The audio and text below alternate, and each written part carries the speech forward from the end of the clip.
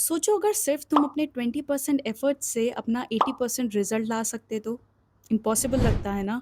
लेकिन दुनिया के सबसे सक्सेसफुल लोग इसी कंसेप्ट का यूज़ करते हैं।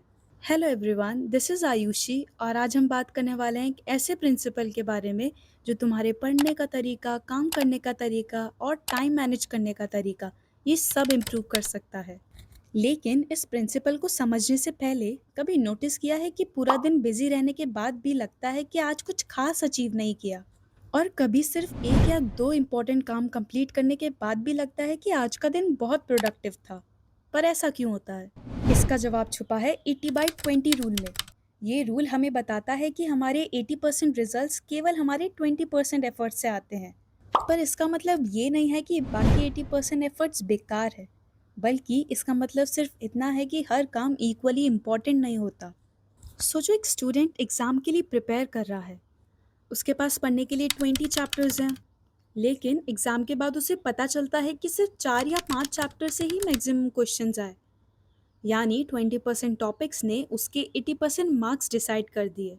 या अगर तुम एक यूट्यूब क्रिएटर हो सकता है तुम्हारी 50 वीडियोस में से सिर्फ 10 वीडियोस ही तुम्हारे चैनल के 80% व्यूज़ जनरेट कर रही हो।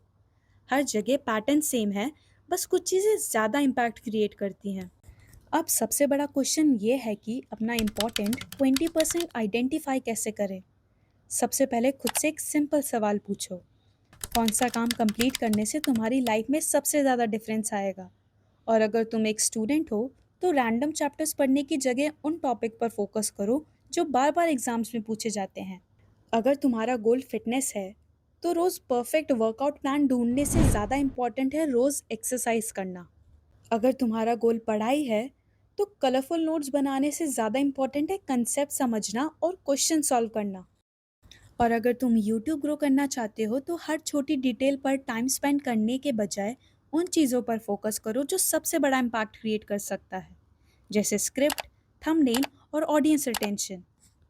इसका मतलब ये नहीं है कि बाकी चीज़ें इंपॉर्टेंट नहीं, लेकिन अगर तुम पहले अपना सबसे इम्पॉर्टेंट 20% काम कंप्लीट कर लोगे तो बाकी काम करना भी बहुत आसान हो जाएगा। बिजी रहना और प्रोडक्टिव रहना दोनों अलग चीज़ें हैं।